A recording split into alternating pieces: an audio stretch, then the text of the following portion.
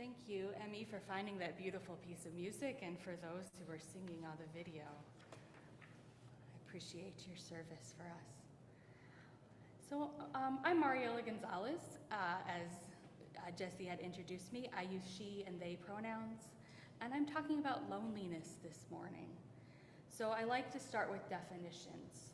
What is loneliness? And we might think of loneliness as missing connection or even feeling disconnected, missing feeling understood, or in the positive, feeling misunderstood.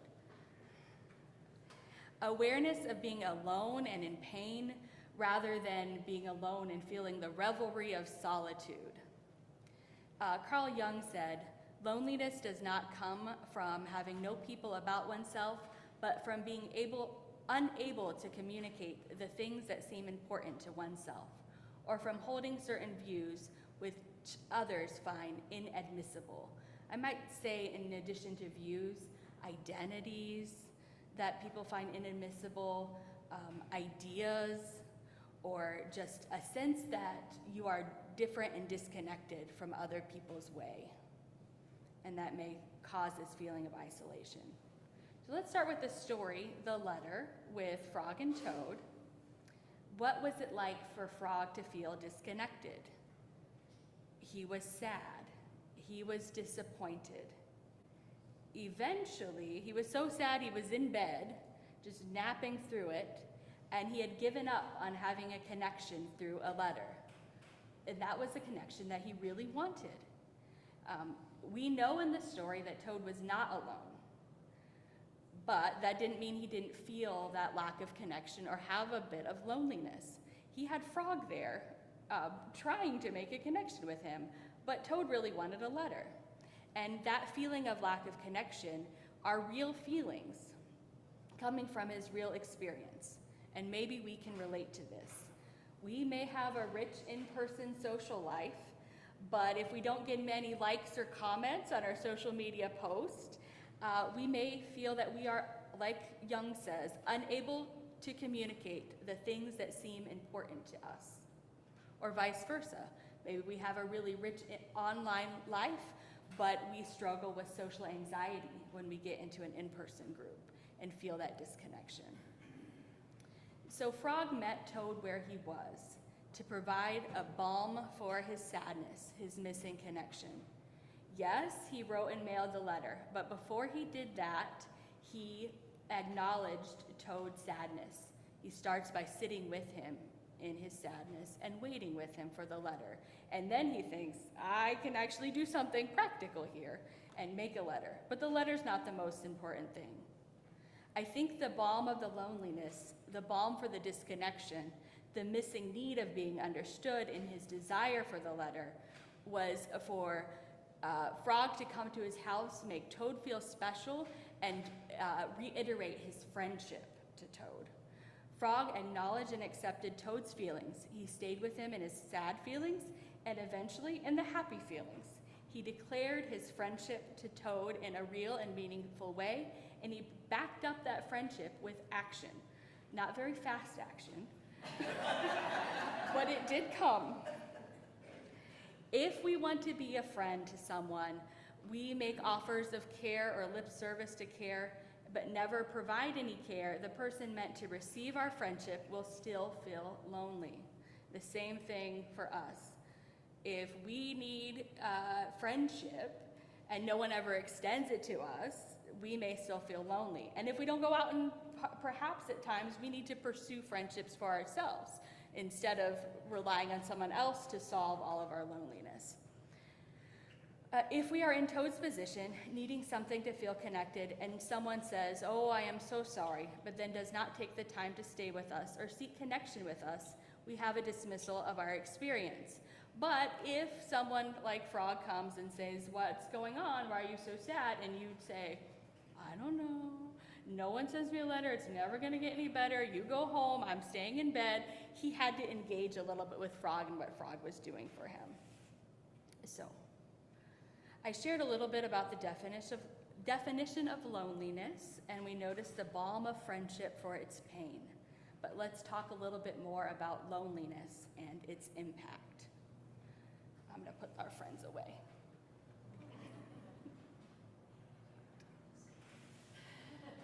So loneliness has an emotional impact, manifesting with feelings of sadness, fear, shame, disempowerment. I'll just give a moment. Can anyone else think of other feelings when you're lonely? What are the associated feelings? Just hold those in your heart for a moment. But I also want to posit that these feelings have a physical impact. You are a body. I am a body. So what we feel emotionally, we also sense in our bodies. Our bodies communicate its need to respond to our emotions. So those feelings of sadness might communicate the need to cry. Our anxiety might show up in stress, which then makes an impact on our heart. It may show up in shakiness and our nervous system. So our bodies are impacted by the emotions and the feeling of loneliness. If an emotional state of loneliness continues to be unaddressed, our body's needs are not being met. Maybe I might need the catharsis of tears when I am lonely. Maybe I need, like Toad, to take a nap, to just let it be for a moment and see if a friend will come and listen and be with me. I might need the resonance of another person's physical presence near me. I might need that sense of security of other people who hear me and understand.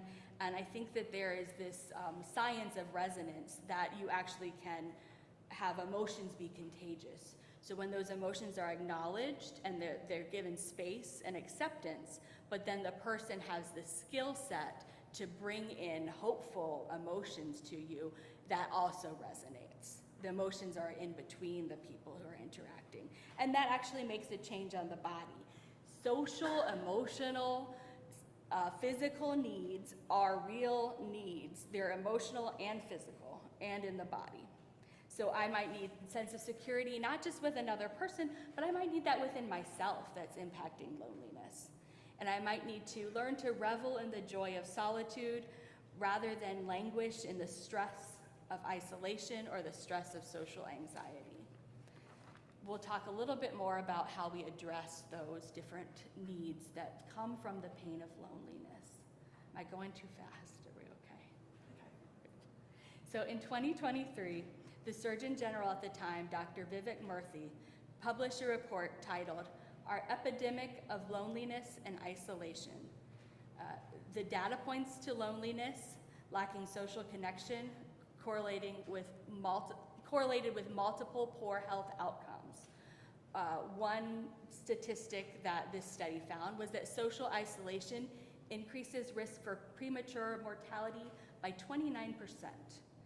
Loneliness increases it by 26%. And then the study had shown, and a lot of this study was done pre-COVID, so it wasn't due to that social distancing per se, but just general, the trends of social connection is trending down in the United States. So Dr. Murthy shares about social connection having 3 areas: structure, function, and quality. So when we think about structure, we're thinking about the number of relationships, the variety of relationships, and the frequency of interactions with others, which complicates things a bit, right? So it's not just you have one friend and then you're never lonely again. You need different kinds of relationships: families, neighbors, coworkers, ways that you do feel understood. So if you feel understood in one area and misunderstood in another, your structure of relationships may have some room for improvement. The other is the function, the degree to which others can be relied upon for various needs. The quality, the degree to which relationships and interactions with others are positive, helpful, or satisfying. So again, we think about that loneliness definition when we think about what Carl Jung said, that you could be in a crowd of people, but if nobody understands you, nobody is helpful or satisfying, you're still missing your social needs being met. So we can lack connection in any one of these ways and experience poor health outcomes. And ideally, we would want to address loneliness across the spectrum of these areas and have improvement. Optimally, optimally improving all three areas. However, I think we can see some improvement if we can improve at least one of those in some ways, and we only have so much control over what we're able to address. Supporting social connection gets complicated because loneliness cannot be solved or addressed only on the individual level. It's a good place to start, and sometimes it is the area where we have the most influence, like becoming a friend to someone who needs connection, or making a friend when we need connection. But there are myriad factors across each level: individual, relationship, community, and society. Factors that can shape social connection. So I'm sorry to put this on the slide, but basically it goes through that, so I'm going to read it a little bit. So factors that shape social connection are the individual, the relationships, community, and society. So within an individual, there may be chronic disease, sensory and functional impairment, mental health, physical health, personality, the impact of race, which we would follow forward into society, community, and relationships, have an impact on the structure of that. Gender as well, socioeconomic status, life stage. Some of the statistics in the report by Dr. Murthy talk about loneliness in elderly being particularly hard for health impact. People who grow and change still maintain their needs for social and emotional connection. So the areas in relationships, again, the structure, function, quality. We think about the community. What gives people access to spaces where they can gather? What are their schools and their housings like? Can they get around from a neighborhood, or is it too scary to go outside and take a walk with a friend in a neighborhood? What are the local businesses like? Is that a place where you can go and chat and you feel like you can be yourself? Or is your community disparaging towards your identity and misunderstanding when you walk in a store? Do you get followed around when you're shopping? So those things can impact being misunderstood, feeling disconnected, and therefore impact loneliness. So again, individual, relational might be the easiest to address, but we at Tree of Life, we can make a difference for the loneliness within ourselves as individuals and in our relationships. But I think we can also make a difference in community and society through policy advocacy and education. We can call for justice to recognize the humanity of marginalized folks. So I don't know if lonely is the most apt descriptor of these people who are dehumanized and marginalized, but I'm imagining a trans person cut off from their health care, their gender-affirming health care, and disparaged in their identity, or a detainee who is torn from their family may experience loneliness. And in terms we can relate to, are experiencing misunderstanding and disconnection. So there are macro needs there, and there's work to do. Again, policy, advocacy, education, and justice work.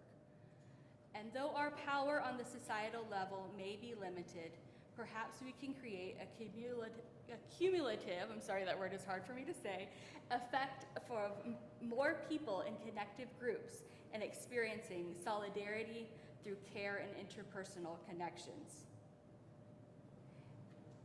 The wonderful blessing is that being in service to others and in their need of connection, understanding, humanization, we then may enhance our own well-being and decrease our loneliness.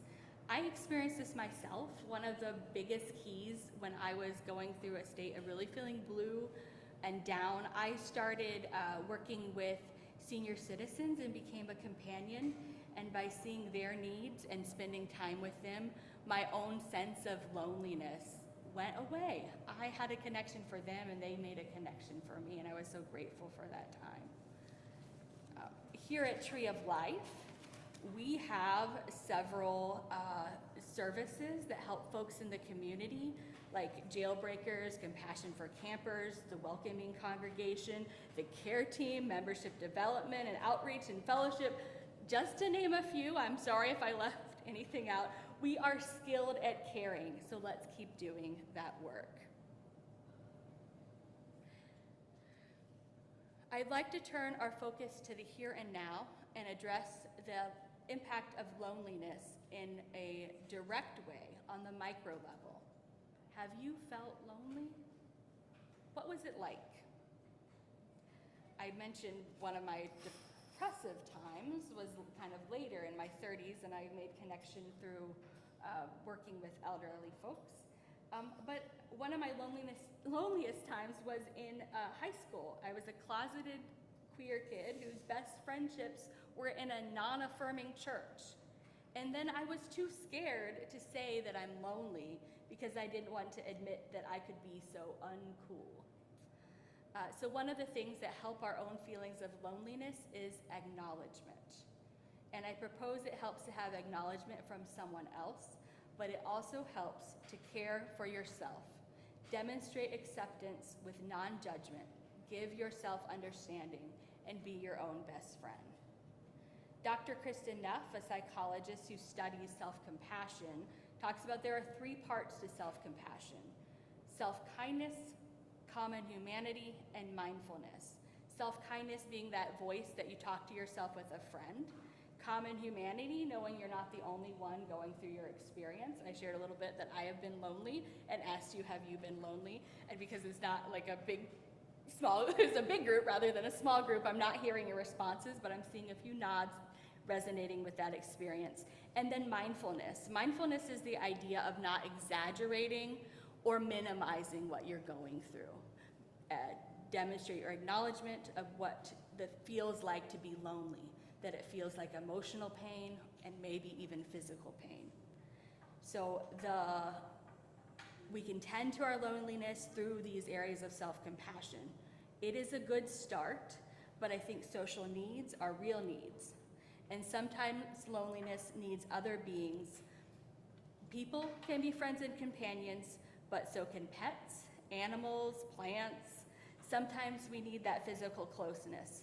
Perhaps it's going to coffee or tea with a good friend and resonating with each other and getting our emotions out between us. But perhaps being in the woods and noticing interconnection with the web of life is a good place to start easing the pain of loneliness. We may need to be attentive to ourselves if we can't have anyone else be attentive to us in our difficult emotions. And in other real ways, the recovery of loneliness may require help from others. We look at those levels of community and society, which need material changes to impact our feelings of being misunderstood and disconnected. I mentioned at Tree of Life, we have work to do there. We already have teams that are addressing care needs. How can we bolster those? How can we participate in those? And that may help us feel that meaning and connection. Other skilled professionals may be doctors, mental health professionals, teachers. I don't want to say that you can do the work of addressing your loneliness and its emotional, physical needs, but just by sitting there in self-compassion. But I don't want to say it's not a bad place to start too. So, before I conclude, I do want to add a little something about the need to balance how we connect. To have healthy connections as a balm for loneliness, we also need boundaries. We are beings of giving and taking, of projecting and receiving. And there's a difference between connection and codependence. If one partner bolsters the other, who then that partner continues to manipulate and control that person and create this need to be needed, that's a codependent rather than an interdependent or connective relationship. But however, it's outside of my purview to start unpacking codependent relationships in this space. Just a little flag. But I do want to say that boundaries help. They help with loneliness because we don't want to become so enmeshed with each other. We would actually begin to not feel our sense of wholeness, which means we ultimately feel less understood within ourselves and less authentically connected, and ultimately lonely again. One more sip of water. So, I just want to end by summarizing our tools that we explored to address the pain of loneliness. The first is acknowledgement. That is the idea that you accept what you're feeling non-judgmentally and you give yourself that sense of understanding. Self-compassion, so speaking to yourself with a kind voice, being your own friend, realizing that you are not the only person going through that you're having a very real and normal human experience that others have had as well, that you are connected to that. Being realistic about what you're going through, neither exaggerating nor minimizing, but just saying, oh, I am your friend, Toad, but you also did not get a letter and that is making you sad. That is the reality of the situation. Extending friendship, receiving it and giving. Setting boundaries so that your connections do not cause you to lose your own identity. And then I want to add for the other levels, skilled interventions, community care and service, policy, advocacy, education, and justice. And later in the service, we will have time to practice some acknowledgement and intrapersonal connection with a loving kindness meditation. But for now, I hope this was a start to a balm to the pain of loneliness.